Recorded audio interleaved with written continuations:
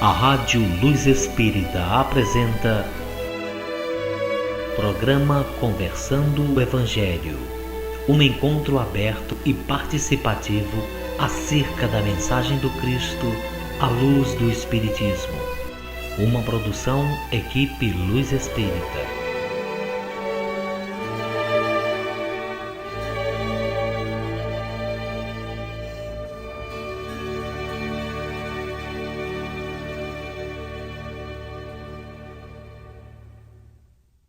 Boa noite, uma linda noite, amigos. É com muita alegria que nós estamos juntos novamente para mais um Conversando o Evangelho. Vocês devem estar estranhando, porque hoje sou eu, a Cláudia, que estou aqui, porque a Cris ainda não chegou, mas já ela deve estar chegando, já está na estrada, mas já deve estar chegando. Como diz a nossa irmã Cris, sintam-se todos abraçados, sintam-se todos acolhidos, não somente pela gente, por mim, pelo Doni, pela Adriana que está aqui, que somos os da equipe, mas sim por toda a espiritualidade que sempre nos acompanha, que sempre está nos iluminando e nos intuindo nesse nosso trabalho de hoje. Hoje estamos aqui, eu, a Cláudia, o Donizete, o professor Joel deve estar entrando também, e a Adri, que também está aqui conosco hoje, e a Cris, que já deve estar chegando.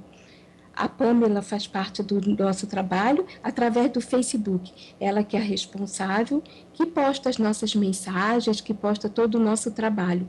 E lembrando a todos que nós temos uma novidade para quem ainda não sabe.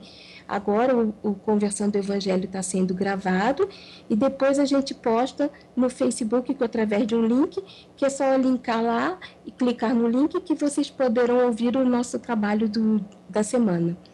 Mais uma vez, a gente lembra a todos que o nosso trabalho ele é interativo, o nosso Conversando, como diz o nome, ele é interativo.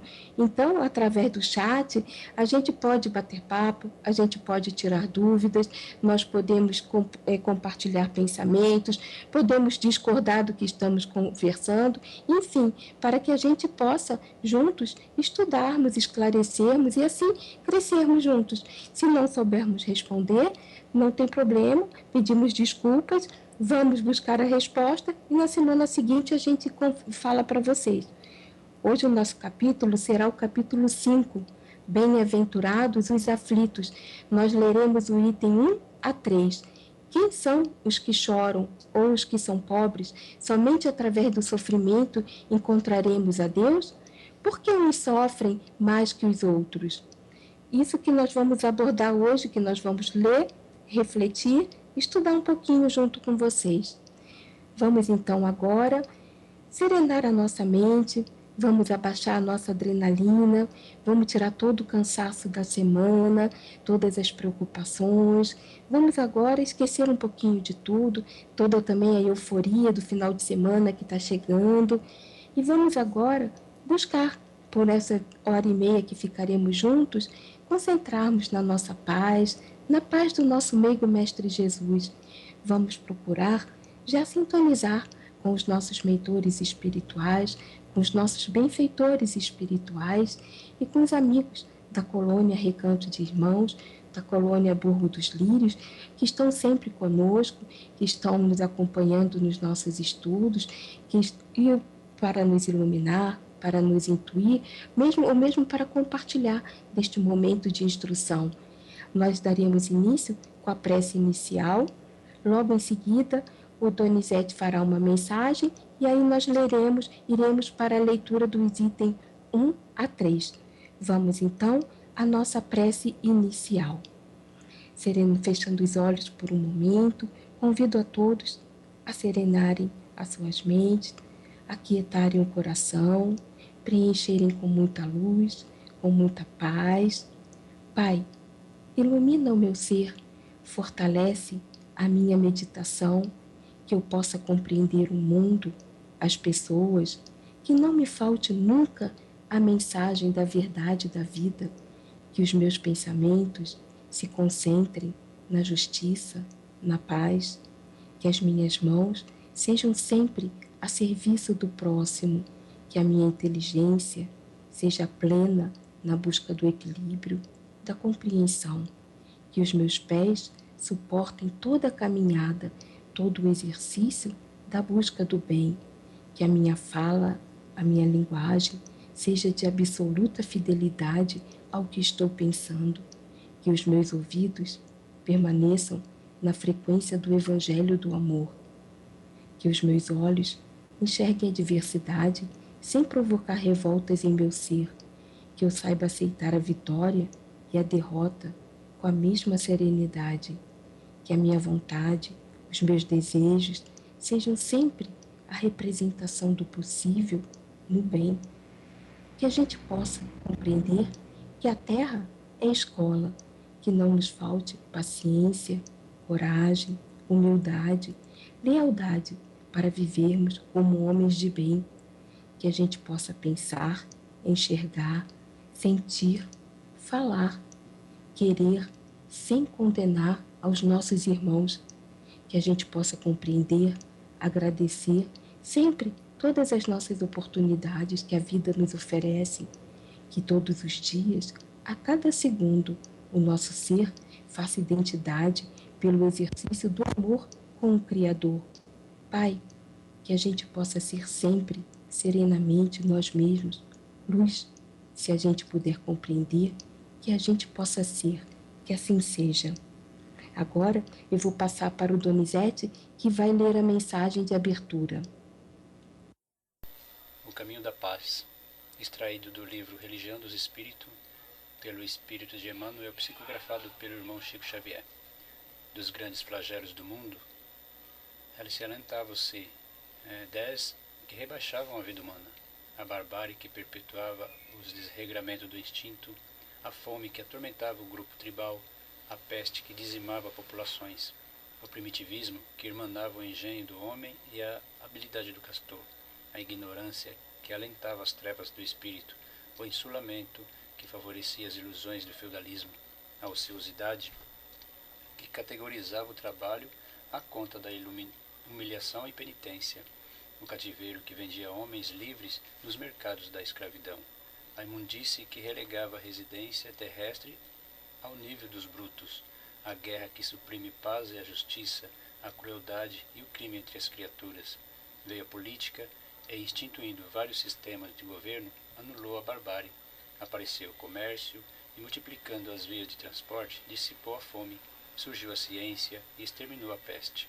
Eclodiu a indústria e desfez o primitivismo. Brilhou a imprensa e proscreveu-se a ignorância. Criaram-se o telégrafo sem fio e a navegação aérea, e acabou-se em insulamento. Progrediram princípios morais e o trabalho fulgou como estrela na dignidade humana, desacreditando a ociosidade. Cresceu a educação espiritual e aboliu-se o cativeiro. Agigantou-se a higiene e removeu-se a imundície.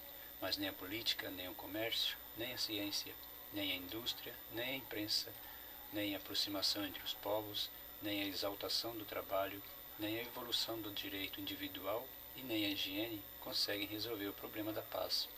Porquanto a guerra, monstro de mil faces, que começa no egoísmo de cada um, que se comportifica na discórdia do lar e se prolonga na intolerância da fé, na vaidade da inteligência e no orgulho das raças, alentando-se de sangue e lágrimas, violência e desespero, ódio e rapina, tão cruel entre as nações supercivilizadas do século XX quanto já o era na corte obscuternista de Ramsés II.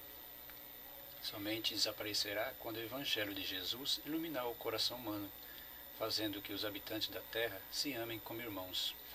E é por isso que a doutrina espírita nos revela atualmente sobre a luz da verdade, fiel ao próprio Cristo que nos advertiu com Vicente: conhecereis a verdade e a verdade vos fará livre.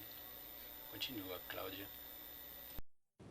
Bom, vamos então dar início ao nosso capítulo. Bem-aventurados os aflitos. O item número 1. Bem-aventurados os que choram, pois serão consolados. Bem-aventurados os famintos e os que anseiam por justiça, pois serão saciados. Bem-aventurados os que sofrem perseguição pela justiça, pois deles é o reino dos céus. Mateus 5, 4, 6 e 10. Bem-aventurados são vocês, os pobres, porque o vosso é o reino dos céus. Bem-aventurados são aqueles que agora têm fome, porque serão saciados. Felizes são vocês que agora choram, porque rirão. Lucas 6, 20, 21. Mas ai de vocês, os ricos, que têm no mundo a vossa consolação. Ai de vocês que estão saciados, porque terão fome. Ai de vocês que agora riem, porque serão constrangidos a gemer e a chorar. Lucas 6, 24 e 25. Justiça das aflições. Somente na vida futura podem efetivar-se as compensações que Jesus promete aos aflitos da terra. Sem a certeza do mundo, estas máximas seriam um contrassenso, mais ainda, seriam uma enganação. Mesmo com esta certeza, dificilmente se compreende a conveniência de sofrer para ser feliz. Dizem que é para se ter maior mérito, mas então pergunta-se: por que uns sofrem mais do que os outros? Por que nascem uns na miséria e outros na opulência, sem conseguem ao passo que os outros tudo parece sorrir? Todavia, o que ainda menos se compreende é que os bens e os males sejam tão desigualmente repartidos entre o vício e a virtude, e os homens virtuosos sofram ao lado dos maus que prosperam. A fé no mundo pode consolar e gerar paciência, mas ela não explica essas irregularidades que parecem desmentir a justiça de Deus. Entretanto, desde que admita a existência de Deus, ninguém o pode conceber sem o infinito das perfeições. Perdão. Ele necessariamente tem todo o poder, toda a justiça, toda a bondade, sem o que não seria Deus. Se é soberanamente bom e justo, não pode agir caprichosamente nem com parcialidade. Logo, as turbulências da vida brotam de uma causa, e depois que Deus é justo, essa causa há de ser justa. Isso o que cada um deve ser bem compreender. Por meio dos ensinos de Jesus, Deus colocou os homens na direção dessa causa e hoje, julgando-os suficientemente maduros para compreendê-la, lhes revela completamente a causa referida por meio do Espiritismo, isto é, pela palavra dos Espíritos. Agora, nós vamos dar início, então, ao nosso questionamento. Então, com o que a gente pode perguntar? Quem são os que choram e serão consolados? Os que têm fome e sede de justiça e os que sofrem perseguição pela justiça nos dias atuais. Doni, você tem alguma coisa para começar a colocar? Ou eu continuo? Oi, professor Joel, boa noite, o senhor chegou. Boa noite, uma linda noite para o senhor. Imagina, professor, seja bem-vindo. Você começa, Doni? Ou eu falo um pouquinho, ou o professor Joel entra com as considerações? Olá, professor, boa noite. Cláudio, eu vou falar sobre o primeiro questionamento, né, que é: quem são os que choram e serão consolados? Perfeito. Os que têm fome e sede de justiça e os que sofrem perseguições pela justiça nos dias atuais. Bom, certamente todos nós já choramos por algo nessa vida, pois o choro não é um sentimento neutro, mas uma expressão emocional que se evidencia pelo derramamento de lágrimas e é motivada por alguma coisa ou acontecimento. Bom, choramos por vários motivos, né? Sejam eles bons ou ruins. E aqui no nosso texto Jesus afirma: felizes os que choram. Para descobrirmos isso, precisamos olhar o contexto das bem-aventuranças e as outras passagens bíblicas que ensinam o mesmo. As bem-aventuranças foram bem colocadas pelo nosso irmão Jesus, e então aqueles que choram são humildes de espírito. Esses são levados ao reconhecimento dos seus pecados e, consequentemente, a chorar por eles. Os que choram, portanto, choram por causa dos seus pecados, né? O choro sobre o qual Jesus fala aqui pode ser entendido como o choro de alguém arrependido, uma profunda tristeza espiritual sentida pelo cristão por ter ofendido a Deus, deixando de fazer o bem ao próximo. Não se trata de um choro material, né? De ter ganhado uma casa ou um choro de uma emoção por ter nascido um filho, mas de uma tristeza sincera que brota de um coração arrependido, né, pelos pecados cometidos contra o que Deus planejou a ele, né? Chorar pelos pecados é uma evidência da verdadeira conversão e deve ser uma atitude contínua em nossas vidas. Somente os que nasceram de novo podem reconhecer e chorar profundamente por seus pecados, né? Pois o Espírito que nele habita os leva a tomar essa atitude. Mas enfim, Jesus já dizia, né? Conhecereis a verdade e ela vos libertarás, né? Pois a verdade é o nosso consolo. Se você tiver alguma coisa para falar, ou se não, pode passar para o professor Joel. Só um parênteses, lembrando que nós, seres humanos, nós somos um somatório de inúmeras experiências que a gente vai adquirindo nas várias passagens pelo nosso planeta, que é a nossa evolução, que são as reencarnações, né? Ao longo desses milênios. Então, quer dizer, a gente vai armazenando no nosso psiquismo toda essa bagagem e a gente, daí que a gente vê a lei da causa e efeito e que a gente vê que é um resultado de uma semeadura investida por uma grande obtenção, que a gente vai vendo, que a gente vai obtendo, e daí que a gente chega uma hora que nós temos que começar os ajustes e vamos ver todo o nosso somatório de tudo que a gente está acontecendo e daí a compreensão das nossas aflições, mas também lembrando que nem todas a compreensão das nossas aflições são de encarnações passadas. Muitas são nutridas aqui dentro, nessa própria encarnação nossa, por más condutas, por uma rebeldia, por ignorância, por a gente usar mal o nosso livre-arbítrio, enfim, tudo isso faz um somatório. Professor Joel, você complementa agora? Muito obrigado pela oportunidade que vocês me ensejam, né? Eu que agradeço, professor. Na verdade, tudo que foi dito é verdade, tanto pelo Donizete como pela Cláudia. A Adriana da Leve acho que está escutando. Então, meus irmãos, o que importa não, eu apenas quero dizer que o que importa é sabermos, na atualidade, que os ensinamentos de Cristo tiveram uma utilidade imensa e prosseguem tendo, e prosseguirão ainda tendo a mesma utilidade desde a época em que ele veio à Terra. Só que a capacidade interpretativa das pessoas no passado não era a capacidade que hoje nós possuímos. Até por este motivo ele disse que o Consolador prometido iria ensinar outras coisas para nós, porque ele sabia que as pessoas do seu tempo não estavam preparadas para receber tais ensinamentos.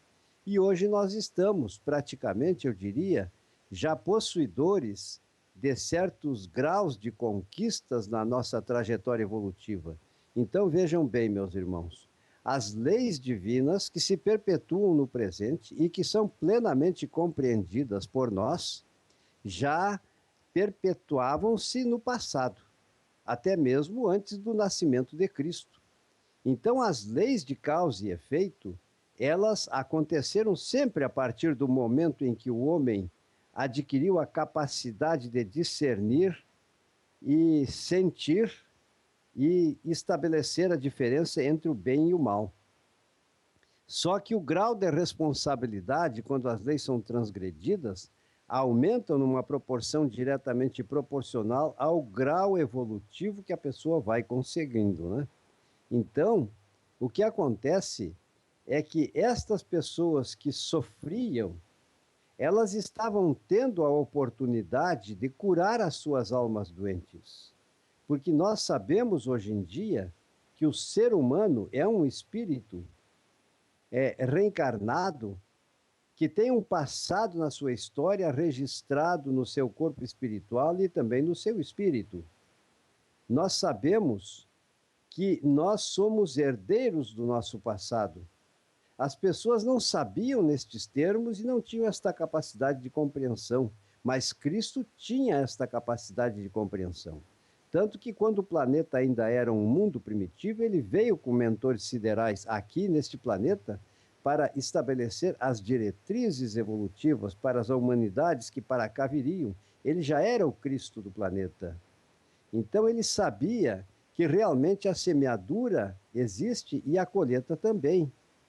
E ele consolava esses aflitos, porque esses aflitos, na sua aflição e no seu choro, por causa até mesmo do sofrimento que lhes era impingido naquela época, representavam um processo maravilhoso de reparação, de restauração da saúde da alma. Era um processo de autotransformação que para eles, que se sofressem resignadamente, iriam ter o consolo depois. Iriam praticamente perder suas imperfeições e candidatar-se no seu futuro, que prossegue acontecendo até os dias atuais e na eternidade, ele iria ter um porvir, um motivo para ser feliz, um motivo para não chorar, mas sim para sorrir. Percebam bem, é a mesma explicação. Vocês disseram tudo com muita propriedade, mas existe este adendo que nós deveremos fazer, porque hoje em dia nós sabemos, nós somos os computadores mais evoluídos do universo. Dá para dizer do universo. Eu não vou dizer de todo o universo, porque nós estamos em evolução, mas somos computadores perfeitos. Então a gente sabe que as nossas atitudes, elas ficam registradas em nós. E esses registros poderão ser de estabilidade, de equilíbrio, de paz, de amor, mas também poderão ser núcleos energéticos, geradores de energia que irão ser responsáveis não somente pelas doenças, mas também nas relações humanas irão criar vários problemas. Porque as nossas inclinações ruins, elas se extravasam da nossa alma através do nosso corpo e são porque o nosso espírito pensa extravasada através do nosso intelecto. Os pensamentos são verbalizados, as atitudes são tornadas fatos concretos. Então, assim sendo, nós já enxergamos dentro de uma nova ótica.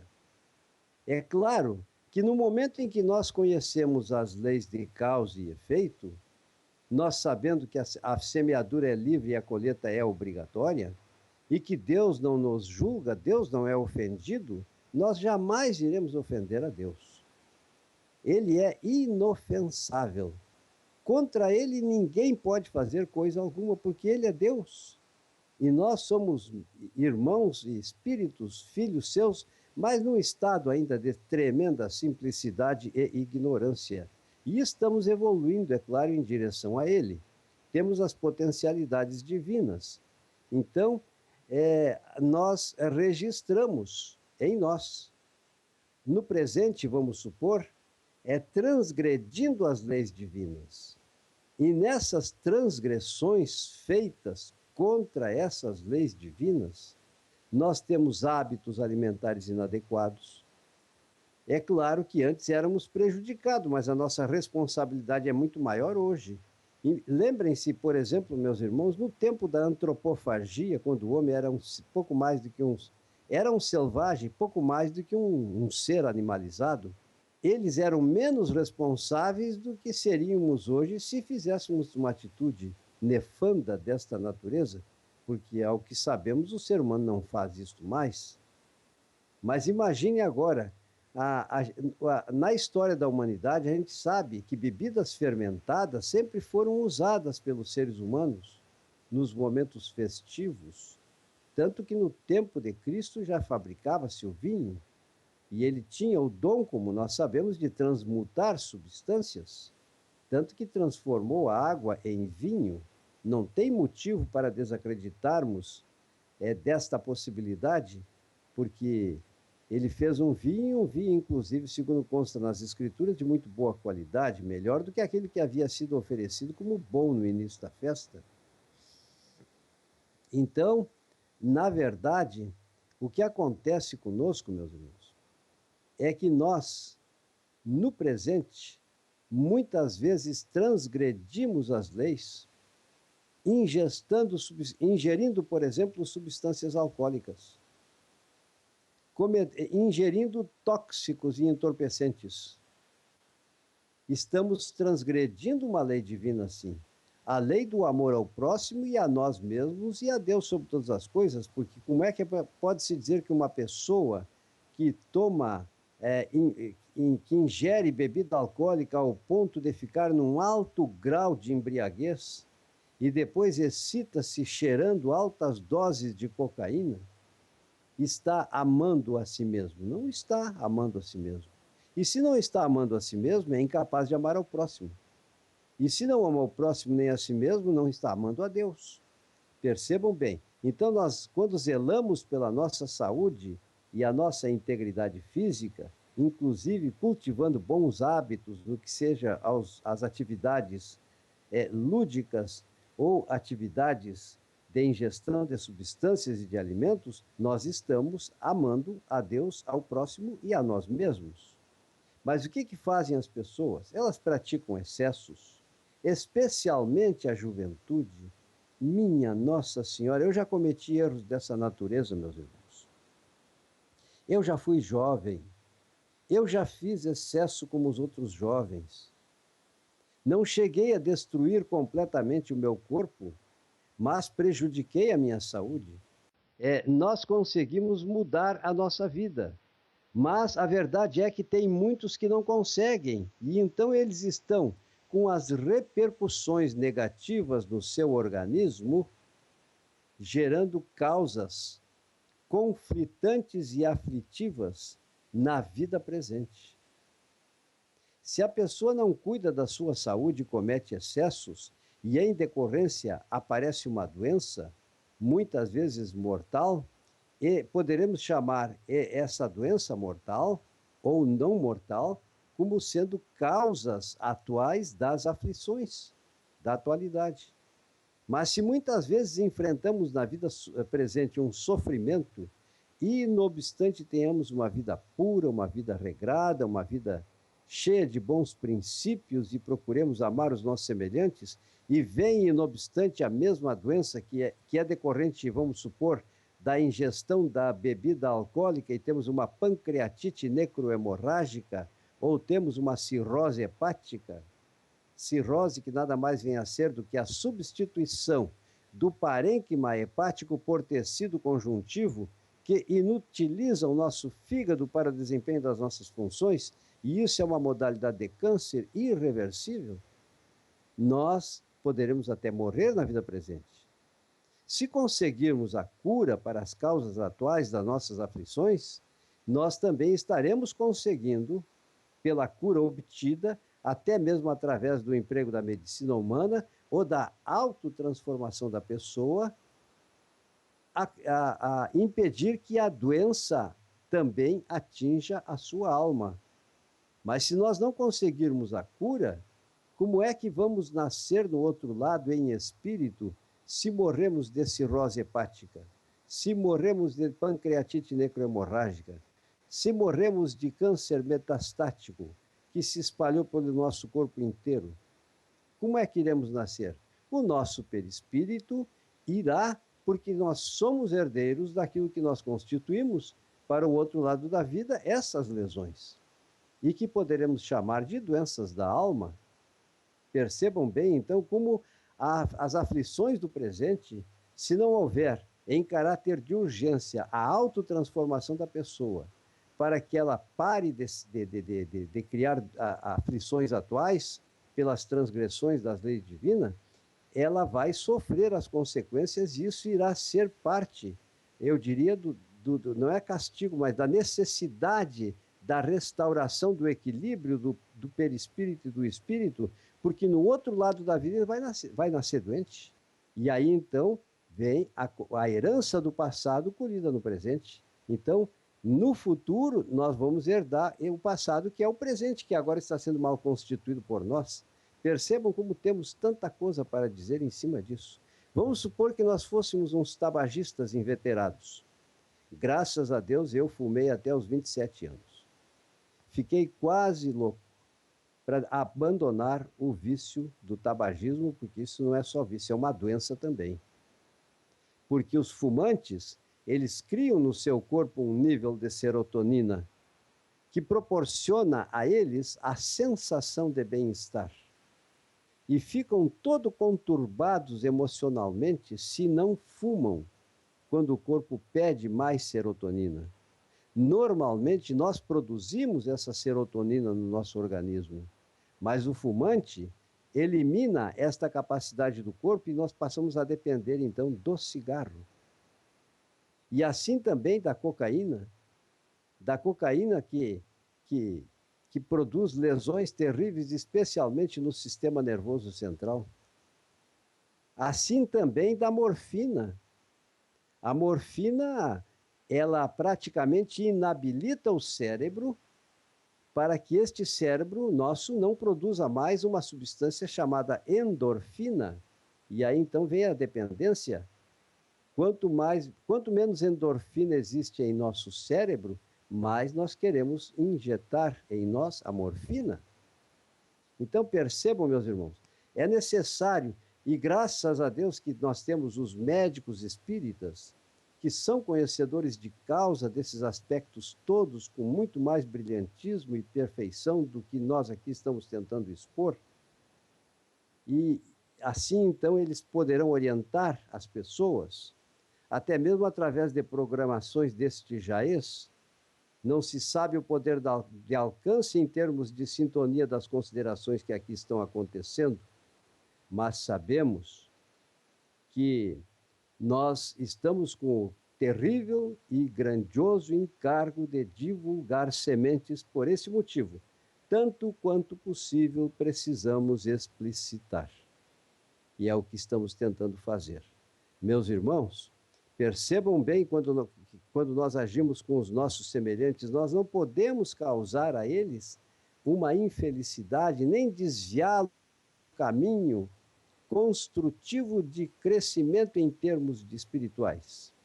E os grandes líderes, quando muitas vezes conduzem a situações erradas, todos eles são responsáveis por isso.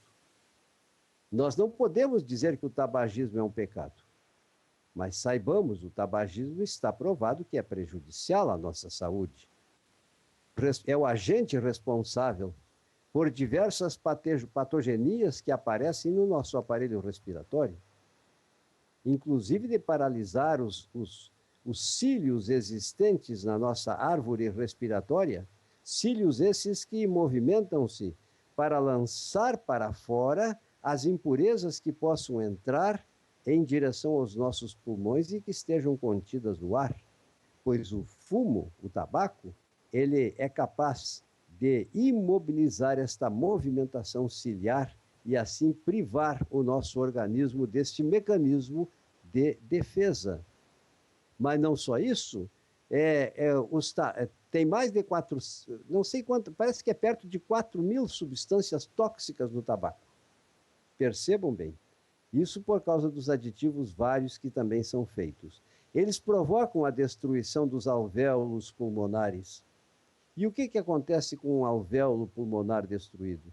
Ele simplesmente é um balãozinho de dimensão quase microscópica, ou microscópica mesmo, que explode, arrebenta. E arrebentando, ele e os outros alvéolos que estão ao seu lado vai se formando um balão grande dentro do pulmão. E isso vai inviabilizando o pulmão da capacidade de captar o oxigênio. Vai prejudicando a circulação pulmonar. E a pessoa termina assustando a sua vida muito antes do tempo.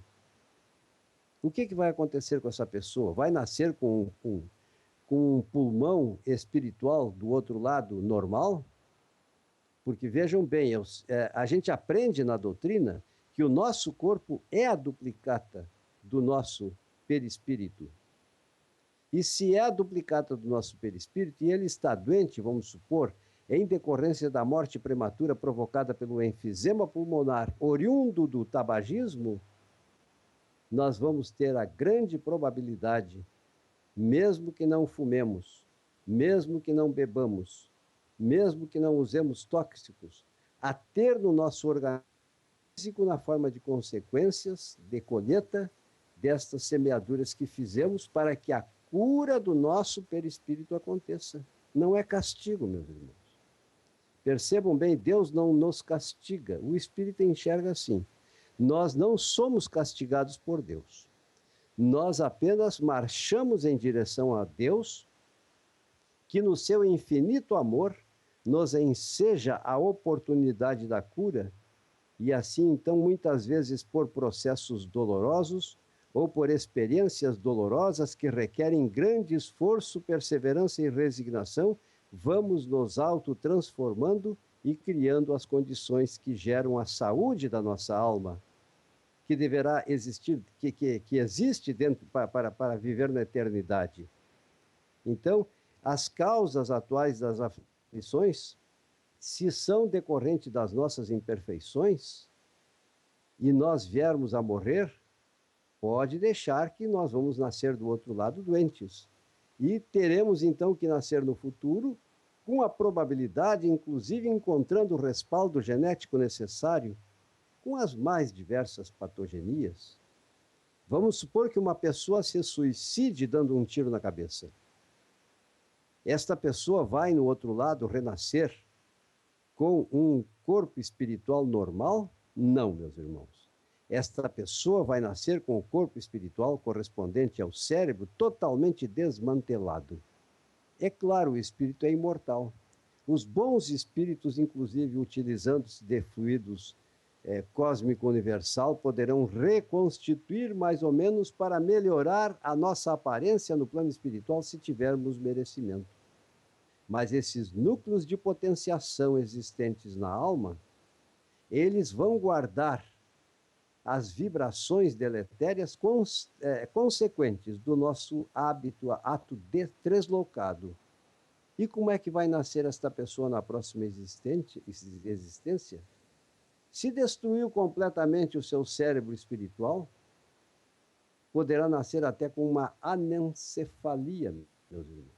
É claro que a ciência com brilhantismo explica a dinâmica por meio da qual a anencefalia acontece. Poderá nascer com uma hidrocefalia, poderá nascer com uma idiotia, ou com um cérebro que só cuida das funções vegetativas, mas impede que a normalidade dos pensamentos possa acontecer. Por quê? É um processo de cura. Porque na vida presente, esse perispírito doente vai extravasar essas energias todas e vai, pouco a pouco, o perispírito sendo reconstituído dentro da normalidade. Percebam como temos considerações. É preciso que eu diga para as pessoas que estejam sintonizando a exposição dessas ideias que nós fomos professor de biologia. Nós somos médicos veterinários e eu sou um apaixonado pelo estudo da fisiologia.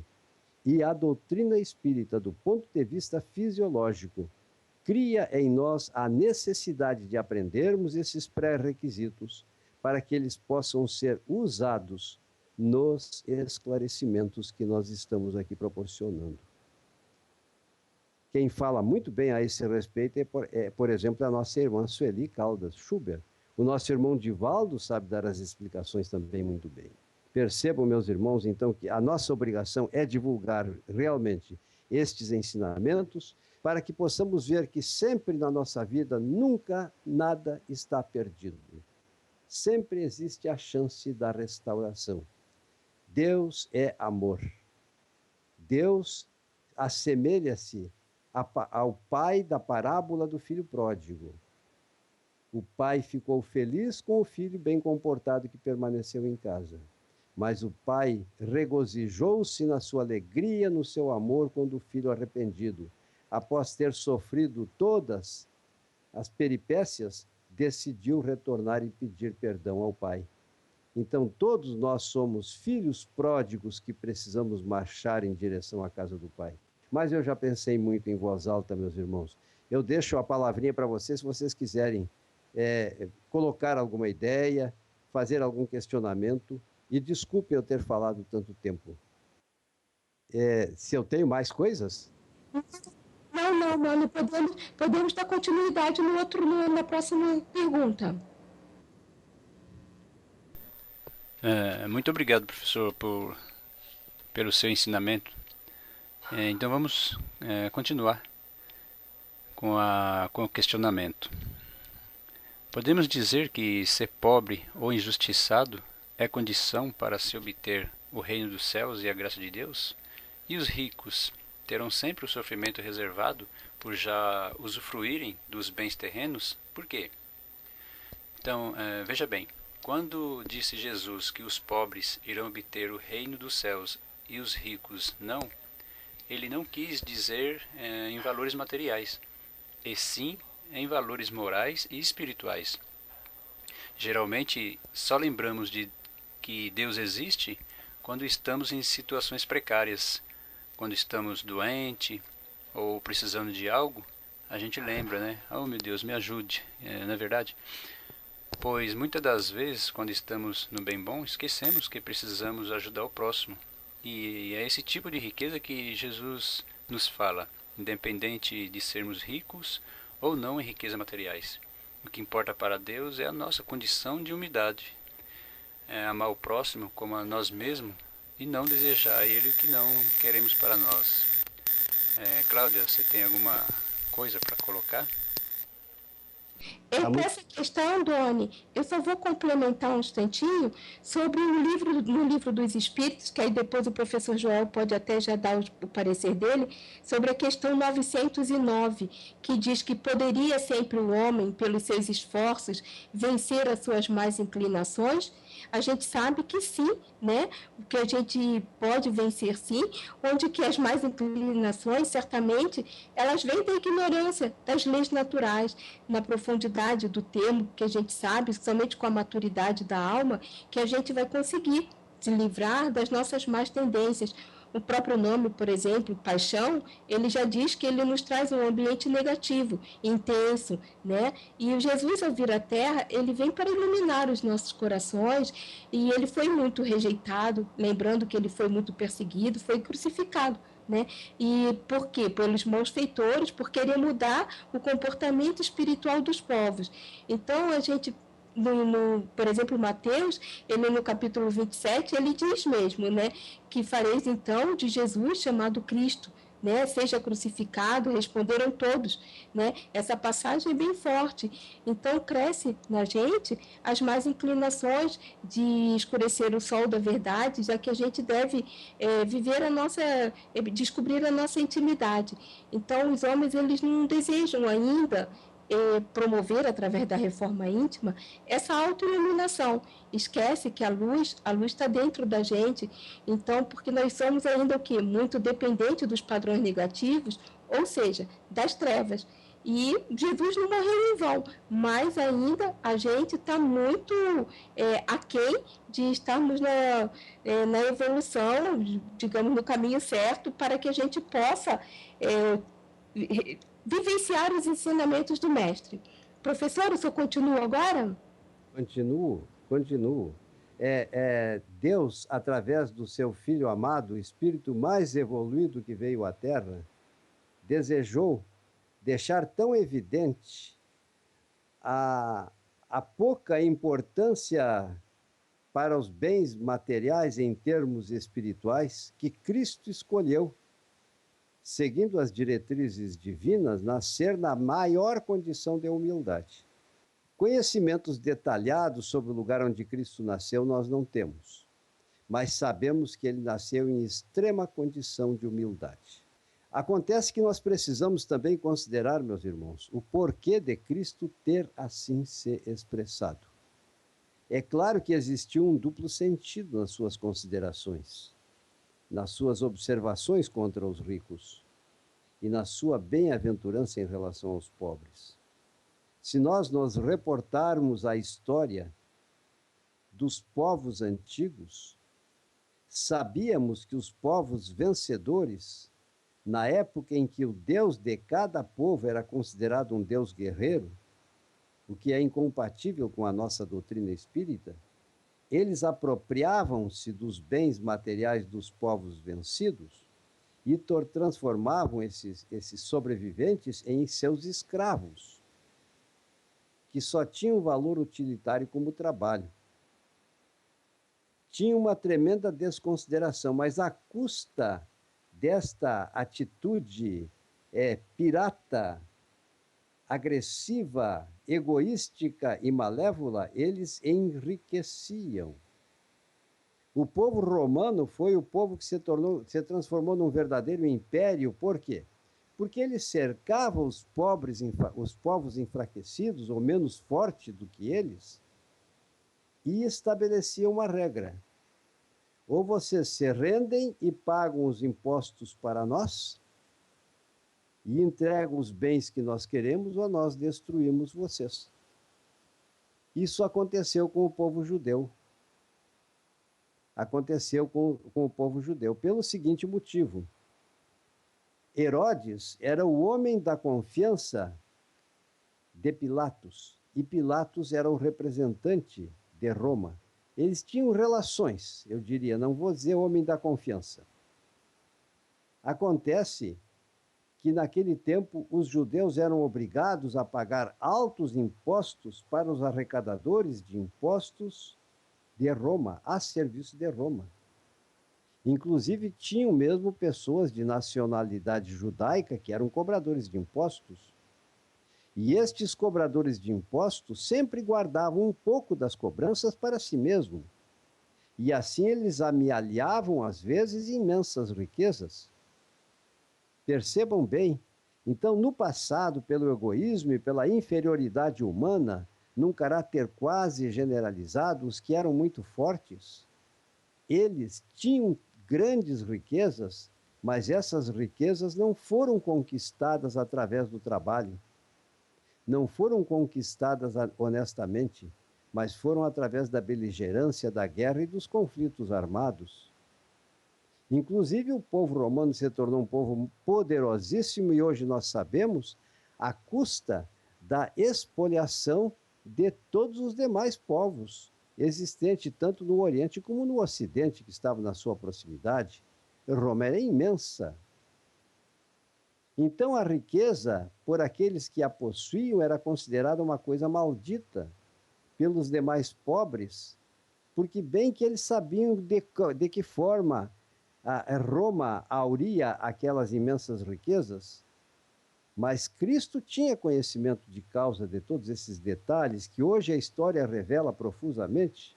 Até é uma pena que eu não tenha tempo de ler mais, porque, na verdade, existem informações registradas atualmente sobre todos esses fatos.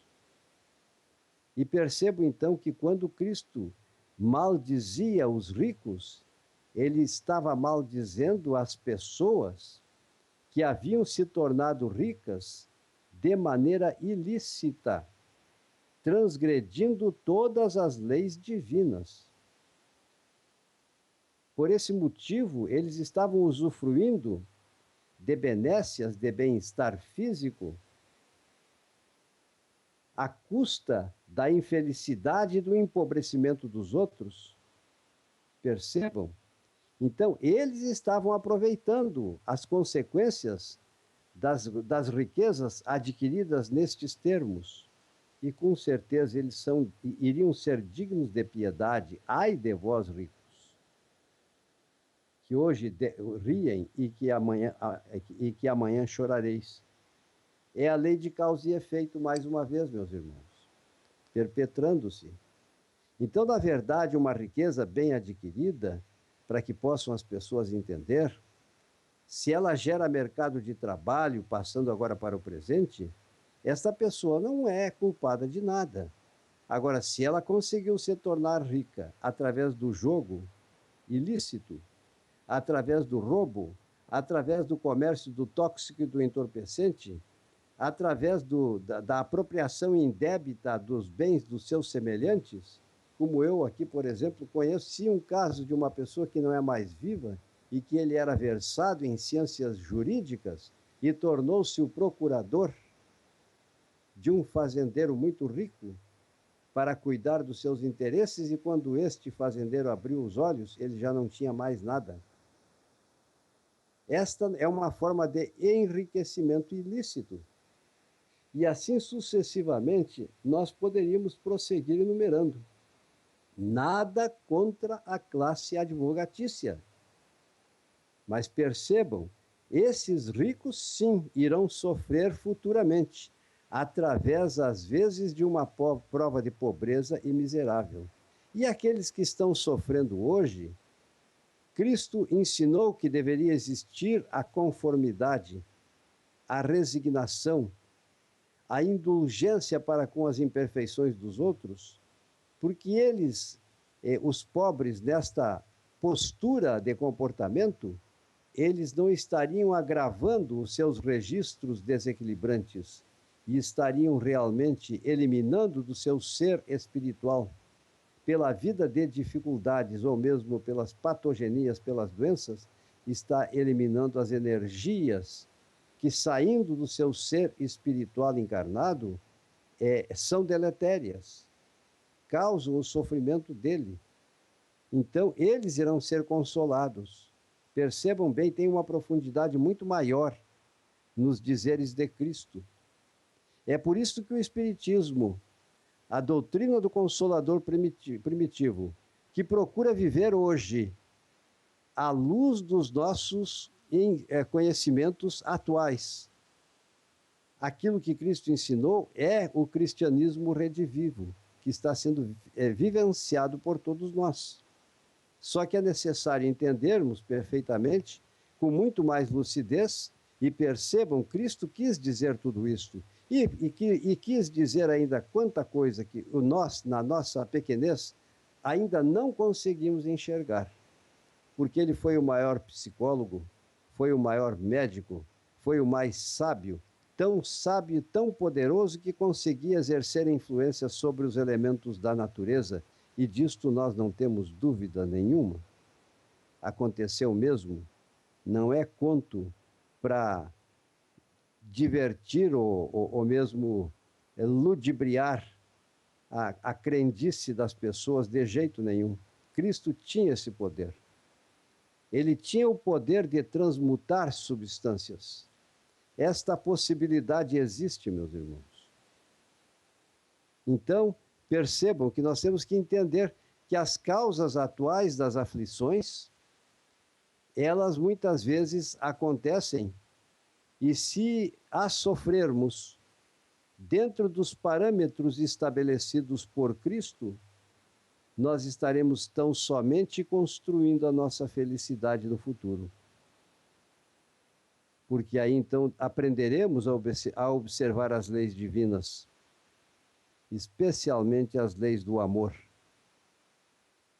onde somente seremos felizes se felicitado estiver o nosso semelhante. E para que maior forma de extravasarmos o nosso amor a Deus? Não conta, não é o bem mais importante, mas necessitamos dos bens materiais, sim, né? E não deveremos tomar ao pé da letra tudo que está na Bíblia, porque inclusive eu, quando criança, me lembro de um fato, de uma pessoa que foi batizada numa religião, onde interpretavam equivocadamente as bem-aventuranças, e porque ela tinha posses, ela fez questão de abrir mão de tudo que tinha para ser digna das bem-aventuranças. E porque maldiziam as riquezas, né? Maldiziam os ricos. Então ela fez questão de ficar pobre. E não é assim. Porque existe a prova da riqueza, existe a prova da pobreza. São formas de curar nossas almas doentes. E na prova da riqueza, que é muito difícil, precisamos saber, sim, usar esses bens ao nosso alcance, porque somos só administradores desses bens para a felicidade e para oportunizar meios de progresso e de trabalho para o nosso semelhante. Só seremos donos dos atributos bons que ficarão registrados em nós. E seremos donos da nossa irresponsabilidade, que também ficará registrada em nós. E dela teremos que nos desvencilhar, ou neste orbe, ou noutros orbes que formam as muitas moradas da casa do Pai, porque esse planeta em pouco tempo estará regenerado e não terá mais lugar aqui para os obsessores, que não somente dominam o mundo hipnoticamente lá do mais baixo umbral, os magos negros, como também aqui, no plano material, que são os espíritos obsessores, verdadeiras antenas do mundo das sombras, e estão aí praticamente transformando o mundo numa verdadeira tragédia. Mas dia chegará em que eles perceberão que, na verdade, não têm força nenhuma para prosseguir e para praticar o seu mal. E irão para um outro orbe, e lá eles vão ser o herdeiro do seu passado, quando colherem tudo aquilo que semearam aqui, pelo mau uso do seu livre-arbítrio. Percebamos, pois, que então nenhuma ovelha do aprisco do Pai vai se perder, nem mesmo aqueles que são comparados aos demônios, que é uma expressão alegórica que servia para designar anjo. Na verdade, daimon, que queria dizer anjo, o próprio Sócrates tinha o seu daimon que falava com ele, que foi o primeiro exemplo da doutrina espírita através dele, pela conduta e pelos ensinamentos. Então, tudo isso temos que levar em conta, meus irmãos. Me perdoem se eu estou falando tanto, eu sei que já estamos chegando nas 10 horas. Qual é o limite que deve ser da nossa conversa hoje? Até 22h30. Uhum. Muito obrigado mais uma vez, professor. Então vamos dar continuidade. Como explicar, entender a ausência da afinidade entre os familiares no orbe terrestre e qual a sua finalidade?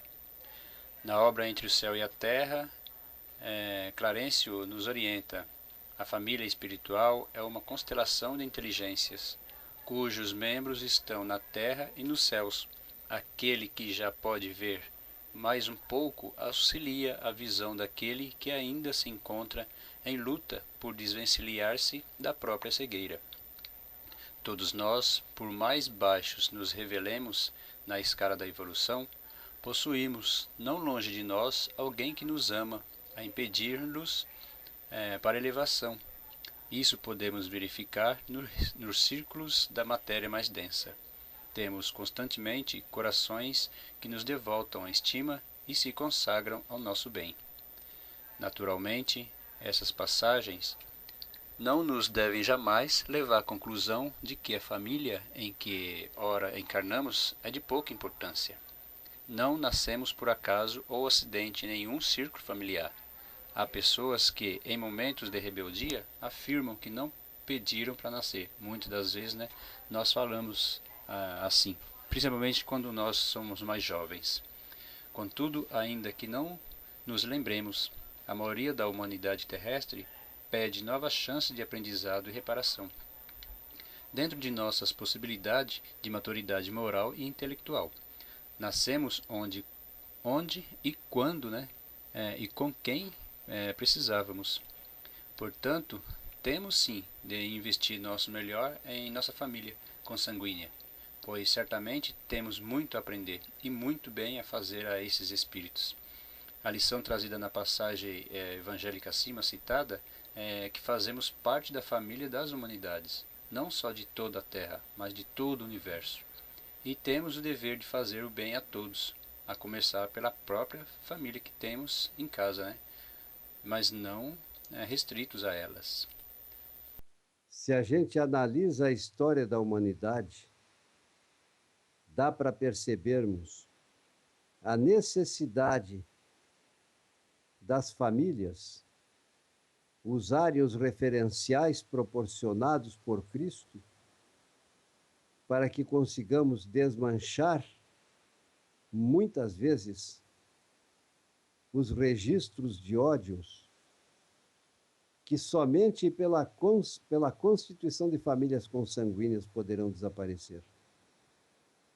Nós temos um livro aqui que fala de ódio entre duas famílias por causa de um terceiro que não tinha nem era do conhecimento dos protagonistas que passaram a se odiar, que criou uma situação na época do medievalismo, na Idade Média, ou a recém estava começando a Idade Média, e esse ódio perdurou até os dias atuais. foi um drama de amor acontecido no passado, detalhes nós não podemos ter, mas acidentalmente o irmão da moça pensou que aquele que era apaixonado pela sua irmã iria matá-lo por informação bandida de um outro, que depois respondeu também pelo seu crime. E no conflito acontecido, o noivo terminou morrendo e tornou-se inimigo desse irmão, desse seu futuro cunhado. E passaram as gerações e ambos tornaram-se inimigos e viraram então gênios do mundo das sombras. E cada um conseguiu exercer uma expressão de liderança em relação a espíritos sofredores que por eles, subjugados, perpetravam o mal e viviam em embates. Um perseguindo o outro quando estava encarnado e vice-versa. E assim o ódio continuava. Eram vampiros do mundo espiritual, que mandava seus vassalos criar as condições necessárias para que esses vassalos fossem arrebatados da terra e pudessem para eles, os vampiros, fornecer a energia telúrica da qual eles tinham necessidade. Isso é livro recente, eu até comprei lá no Lar Maria de Nazaré, do nosso irmão José Carlos, o Bel. Agora não sei se eu digo José ou João Carlos Bel. É José Carlos Bel, né?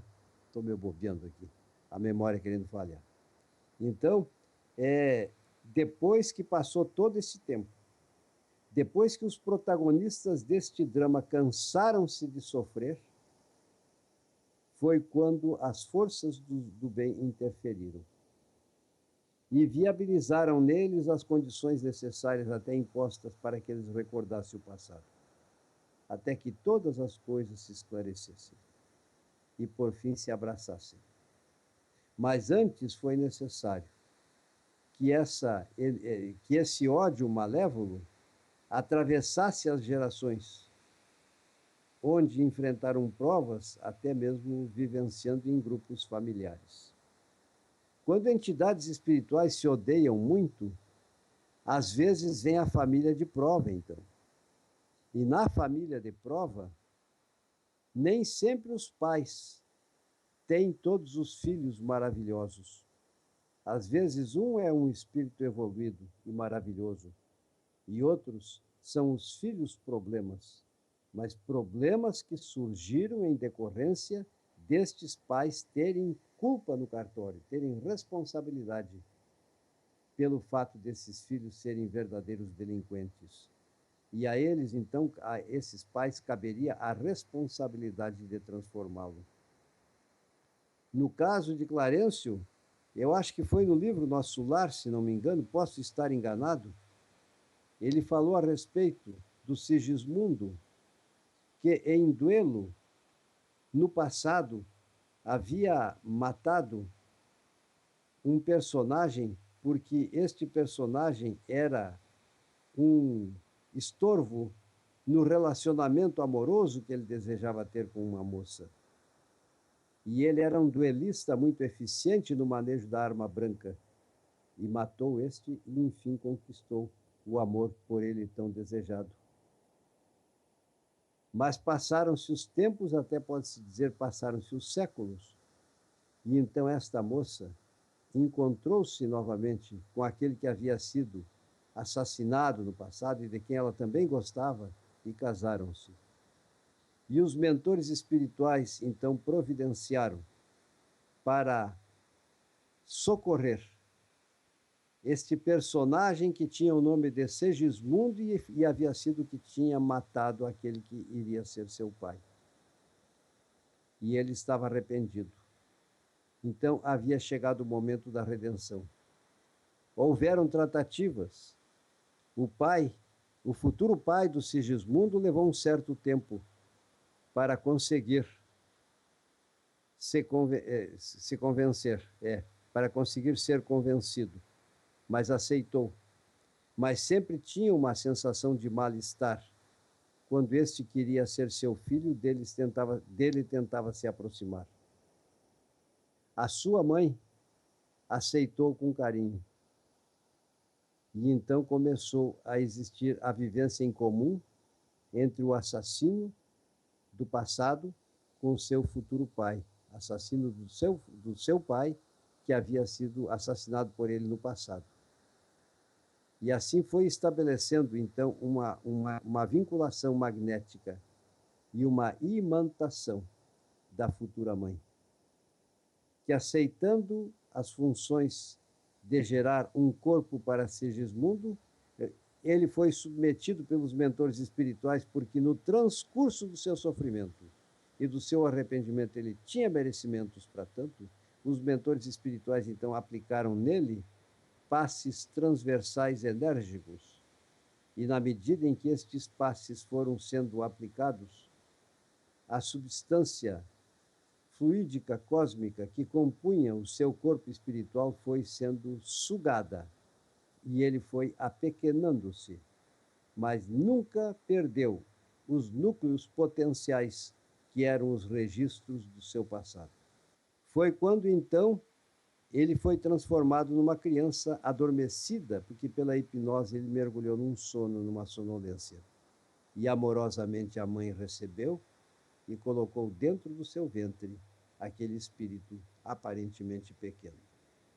Na medida em que foi se desenvolvendo o embrião, o perispírito foi ganhando, através de uma dinâmica que nós não conhecemos. Não podemos ter a pretensão de explicar. Mas com grandes ponderações, numa outra oportunidade, talvez até não seja impossível. Porque tudo parte do fluido cósmico universal. Então ele foi crescendo o corpo espiritual no corpo da mãe, até que nasceu uma criança. E assim formaram-se os laços consanguíneos e os laços de amor do assassino de outrora, hoje filho, e pai que tinha uma certa ojeriza pela criança, foram desaparecendo. E surgiu a fraternidade, surgiu o amor no relacionamento. Então as entidades espirituais precisam e sabem que a família é a célula máter na constituição da sociedade. Mas existem famílias de provações em grande quantidade nos dias atuais. É por isso que os pais têm problemas com seus filhos. E quando são esclarecidos pela doutrina que consola, esses pais vão conseguindo os meios e a força necessária para vencerem todas as vicissitudes que se apresentam. É um tema muito variado, meus irmãos. As obras nos trazem as bases para que possamos desenvolver pensamentos. Só que eu sei que a exiguidade do tempo não vai permitir maiores considerações. Se nós vamos até às 10h30, ainda poderemos pensar um pouquinho mais. Não esqueçamos, meus irmãos, e isso sempre é oportuno pensarmos, que na nossa herança do passado, tudo fica registrado no nosso ser espiritual. Mas se o nosso perispírito fosse transformado por consequência das nossas maldades em um ovoide, desaparecendo as substâncias componentes daquele perispírito, ainda restariam no ser espiritual, usando a proposta de trabalho do Dr. Jorge Andréa, os núcleos de potenciação. E esses núcleos de potenciação são os registros das expressões de todas as realidades que estariam no perispírito quando ele desaparece e transforma-se num ovoide. Normalmente é um ovoide os espíritos muito maus. Então, nessa verdade, então, tudo fica guardado, como nós sabemos. E lembremos, por outro lado, meus irmãos, que se um espírito nessas condições reencarna, ele vai ganhar o corpo espiritual. Vai ganhar a partir do fluido cósmico daquele próprio orbe onde ele vai nascer. E esse corpo espiritual começará a ter as sequelas que irão ser sobre ele projetadas a partir dos núcleos de potenciação. Percebam que é um caminho lógico de análise e que nós poderemos perfeitamente Seja bem-vinda, minha irmãzinha. Que bom, eu vi no cantinho direito aqui o teu retrato. Mas então, como estávamos pensando, nós sabemos, usando os mesmos referenciais do Dr. Jorge Andréas, que nós temos o nosso consciente, o nosso inconsciente atual e temos o nosso subconsciente. E numa profundidade maior ainda existe o nosso inconsciente arcaico. E por fim, as conquistas boas que também em nós estão registradas formam aquilo que ele chamou de inconsciente puro, que é feito de pureza. Percebam bem, então, quanta sujeira, quantas desarmonias, quantos registros no nosso porão, do nosso ser espiritual, que é comparável a um porão, do qual precisamos nos libertar. E através da constituição da família, existe para nós a oportunidade de desmancharmos os ódios entre as criaturas, para que impere tão somente num futuro próximo ou distante o sentimento de amor, que é a verdadeira característica necessária, além da brandura e da paz, para que o espírito possa ter a continuidade do seu progresso na sequência das suas vidas dentro da eternidade, uma vez que nós ainda nem sequer começamos a desenvolver potencialidades que em nós existem, mas que precisam, para se desenvolver, ter seu desenvolvimento, que aconteça antes a libertação das nossas imperfeições, que nos tornam, na hora da manifestação dos instintos, parecidos com animais selvagens, já que somos egressos deste passado e tivemos uma origem, graças a Deus. E que bom que nós sabemos esses ensinamentos através das fontes e poderemos cada vez mais encontrar não só justificativas, mas prosseguir lançando essas sementes, graças a esses amigos que me ensejam a oportunidade. E vamos prosseguir trabalhando dentro do nosso possível.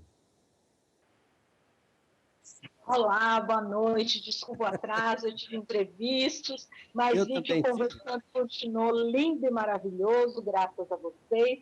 Por isso é que somos uma equipe, né? Na verdade, graças a todos. Eu também fiquei preso na minha sociedade. Nós tínhamos só 5 trabalhadores hoje. E ainda houveram vários passes isolados, viu? Olha, demorou um pouquinho. Eu cheguei atrasado quase 10 minutos aqui também. Não, mas deu tudo certo, professor, não se preocupe, deu certinho. Eu e o Dani já estávamos conversando, fomos direitinho. Oi, Nana, boa noite. Tudo graças a Deus. Claro. Então, eu vou deixar por conta de vocês, que está maravilhoso.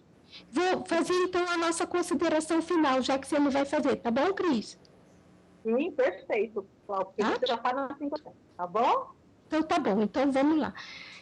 Alguém vai colocar mais alguma coisa ou posso já fazer a consideração final? Depois vem a prece? Isso, professor, perfeito. Depois a prece, tá? Quem faz? O senhor, se eu puder, pode proferir para a gente depois a prece? Posso sim, posso. Então, tá bom. Então, eu já passo para o senhor. Bom, hoje nós falamos sobre a justiça das aflições e a gente, então, vamos fazer uma síntese da síntese do que mais ou menos a gente abordou. Fica difícil falar tudo abordar o que o professor falou, porque ele abrange muito, mas então vamos ficar mais ou menos no nosso texto. A gente sempre faz, como foi logo no início da nossa conversa, por que uns sofrem mais que os outros, porque uns nascem na miséria e outros na riqueza, sem que tivesse feito alguma coisa que justifique, né? Esse foi o nosso início. Diante disso, a gente acha que as coisas boas ou ruins dessa vida, elas parecem mal repartidas e que por isso a gente muitas vezes acha que a justiça divina não existe, ou mesmo Deus, né? Muitas vezes as pessoas questionam isso. A gente vê pessoas passando por misérias, doenças, outras tão egoístas e malvadas, em excelente condição financeira, de saúde. Aí a gente começa a questionar onde que está a justiça do Deus, né? Que Deus é esse? Né? Mas se a gente pensar que a gente não vive uma só vida, como a gente abordou a questão da reencarnação, nós que já estamos há milênios, que nós já fomos ricos, pobres, nós já fomos homens, mulheres, já fomos honestos ou ladrões, injustiçados, morremos ou matamos, enfim, a gente já pode ter passado por tudo, porque a nossa jornada é muito longa, né? A gente vive, na verdade, todos os personagens e vamos trazendo na nossa encarnação, a gente vai acumulando um pouquinho de cada bagagem, de cada vivência, de cada personagem que nós desempenhamos, no papel que a gente desempenha em cada encarnação, né? Então, ou seja, nós estamos na lei do efeito, porque é tudo que veio a causa e a gente sofre o efeito na encarnação que nós temos. Com certeza, a gente vem para resgatar coisas de outras vidas. Se a gente pensar assim, a gente vai compreender que não existe injustiça, mas sim um aprendizado, uma lei de causa e efeito, né? E a gente... Uma avaliação que a gente pode fazer é que se a gente cair pela própria culpa, se a gente entrar nessa vítima da própria imprevidência, do orgulho, da ambição, quantos se arruinam por falta de ordem, ou perseverança, pelo mal proceder, por não terem conseguido controlar os seus desejos, os seus instintos. A gente começa a analisar quantos casamentos, famílias separadas pelo interesse, por vaidade, por não saber compreender ou o mais comum, por não saber usar o perdão, né? Não saber o verdadeiro significado da palavra amor, e tudo isso vai se acumulando e alguma hora a gente vai começar a quitar esses nossos débitos, né? Quantas doenças o homem adquire devido aos seus excessos, seus vícios, né? Quantos pais são infelizes com seus filhos por não os ter educado de uma maneira correta, dizendo um não na hora necessária, pedindo desculpas quando erram, né? E com isso ensinando também aos filhos a terem a humildade de admitirem o seu erro, então mostrando o verdadeiro significado do que é uma família, da importância da união da família para a evolução, porque afinal de contas a família é a primeira grande comunidade que a gente vive, né? Então, ao fazer esse exame de consciência, a gente verifica que muitas vezes nós somos os responsáveis pelas nossas aflições e com isso a gente aprende a parar de culpar a vida e o destino por tantas desilusões. Quando a gente não encontra resposta para alguns sofrimentos, nós devemos parar, pensar que não vivemos apenas uma vida, portanto a gente traz algumas pendências e alguns sofrimentos. É como se a gente estivesse numa escola e terminar o ano letivo a gente não conseguiu passar em todas as matérias, ficamos em dependência e por isso a gente vai ter que fazer de novo, né? Mesmo que já com um ano seguinte a gente vai ter que puxar aquela matéria que ficou atrás, né? Que são os resgates, as expiações. E assim a gente é a vida. Seguimos em frente com algumas pendências e muitas vezes a gente culpa Deus ainda e a sorte. Deus, eu não merecia isso. Isso é uma frase muito comum que a gente escuta, né? E a gente não pode, lembrando que a gente não tem como voltar, mudar o que a gente já fez, o passado, mas que a gente sempre lembre que a gente pode fazer um novo começo, que a gente pode recomeçar sempre sim, logo a gente fazer um fim novo, muito mais bonito para a nossa caminhada, né? E para encerrar rapidamente, porque a hora já está adiantada, a questão 879 do Livro dos Espíritos, que diz qual seria o caráter do homem que praticasse a justiça em toda a sua pureza, a do verdadeiro homem de Jesus, porquanto praticaria também o amor ao próximo e a caridade. Sem ela não há verdadeira justiça, que o caráter do homem que pratica a verdadeira justiça com toda a sua pureza é o homem que a gente chama de um homem reto, o que nunca falta tranquilidade da consciência, que a gente lembre sempre que a nossa consciência é a nossa bússola, né, que nos direciona no nosso caminho.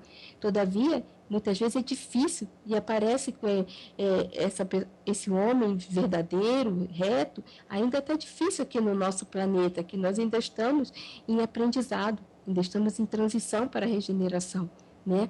A justiça universal, ela acompanha em sentimentos puros, em todas as forças da justiça com amor e só a conhecemos em Jesus. Certamente muitos dos seus passarão a viver o seu reflexo, mas nunca serem iguais a eles, por ser ele, nosso mestre, o Jesus, que é o verdadeiro sol de amor. O verdadeiro justo tem todas as qualidades afloradas no seu comportamento, é sempre caridoso, porque ama em toda a extensão da palavra amar. O mundo espiritual elevado que nos dirige não exige de nós certa pureza espiritual por reconhecer que todo avanço de alma é gradativo. Se porventura observarmos espíritos que estiveram aqui na Terra e deram um avanço descomunal, como por exemplo Paulo de Tarso, Santo Agostinho, como é que se prepararam de uma vez? Foram muitos milênios para adquirirem isso. Então, que a gente sempre caminhe, que a gente sempre saiba que a gente consegue sentir a paz no coração, que a gente se esforce para viver a justiça. A gente começando pelas coisas simples, como nós mesmos, nas nossas próprias ideias, na própria família, na própria vida diária, que aí a gente vai ver essa suavidade penetrar os nossos corações e estabilizar a nossa consciência. Quem pensa na justiça vai trabalhando, mostrá-la aos outros pelos seus atos, passa pela morte da vida, a vida domina a luz interior, ela afasta, espanca as trevas e a alegria vai vindo, vai despontando na frente do sorriso a iluminar os próprios gestos. Então, e assim a gente vai seguindo um dia atrás do outro, segundo a segundo, que a gente vai evoluindo, sempre com a segurança e sempre a gente com a nossa consciência, porque aí sim, com certeza, um dia nós chegaremos próximos, pelo menos estaremos próximos ao nosso mestre, né?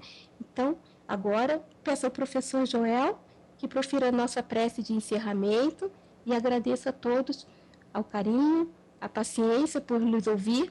Professor Joel, você encerra para a gente? Pois não. Obrigada. Meus irmãos, eu agradeço pela oportunidade. Vamos, então, interiorizar, ou melhor, vamos mergulhar no íntimo de nossas almas, pois sabemos que Deus está presente em nós e também no universo. Vamos mentalizar a imagem do nosso Divino Mestre Jesus.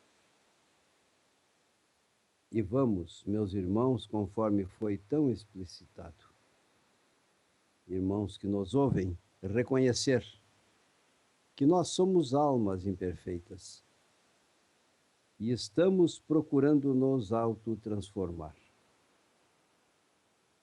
Estamos usando os referenciais que tu deixaste, Jesus Divino Mestre, e estamos sendo acompanhados neste momento pelos mentores espirituais amigos. E também adquirimos passo a passo a consciência do tamanho da responsabilidade por causa das nossas dificuldades inerentes às nossas imperfeições. E por esse motivo suplicamos aos bons espíritos, em nome de Jesus, o amparo necessário para que a perseverança seja a nossa característica, para que tenhamos bom ânimo e nunca venhamos a desanimar nestes propósitos que com certeza faz parte da programação de cada um de nós, de trabalhadores de última hora. Ajudai-nos, amigos espirituais, para que possamos, usando as fontes evangélicas, segundo o Espiritismo, lançar sementes luminosas e que elas possam, simbolicamente, encontrar corações e sentimentos que correspondam às terras férteis e possam produzir frutos, e assim a disseminação do amor, dos ensinamentos de Jesus possam ser divulgados. Nós somos agradecidos a vós, espíritos amigos, mas não sem antes tornar público o nosso anseio, o nosso desejo sempre aqui formulado e em várias outras ocasiões. Os peregrinos da luz Os missionários da luz se acham dispersos no planeta. Nunca precisamos tanto de disseminar os ensinamentos desta doutrina consoladora, mas nunca precisamos tanto também de suplicar aos espíritos das mais altas esferas que eles possam prodigalizar a sua luz e os seus meios, que transcendem nossa capacidade de entendimento, para que esses espíritos sábios e benfazejos, missioneiros dispersos no planeta, consigam auxiliar esta humanidade que tanto sofre, tanto numa dimensão quanto na outra. Sabemos que estamos próximos, sem pretensões de precognição, porque os próprios noticiosos nos esclarecem a respeito, em que a Terra poderá sofrer grandes conflagrações e passar por momentos de terríveis sofrimentos. Que possamos nós conseguir o amparo da espiritualidade e que essa humanidade sofredora possa ter a continuidade do seu progresso e assim todas as ovelhas do aprisco do Pai consigam ter, e não obstante estas perspectivas transitórias, que são parte do trajeto evolutivo do planeta e também das almas, possam ser felizes um dia, possam coexistir e retornar à casa do Pai, como é escrito na parábola do filho pródigo. Que abençoados sejam as pessoas que compartilham desses momentos e que abençoados sejam todos os nossos irmãos que são trabalhadores da luz espírita. Que abençoados sejam os trabalhadores do lar Espírita Maria de Nazaré. Que abençoados sejam os espíritos que fazem parte desta organização e que tanto trabalham no Recanto de Irmãos e no Burgo dos Lírios. E também no nosso lar e também em outras comunidades espirituais que sabemos existem no planeta, para socorro de todas as almas que sofrem e que devem ser orientadas na continuidade do seu trajeto evolutivo dentro das leis divinas. Obrigado, Jesus, e que assim seja. Que assim seja. Que assim seja. Obrigado, Cláudia. Obrigado, professor. Obrigado, Adriana. E que todos tenham uma boa noite e fiquem todos com Deus.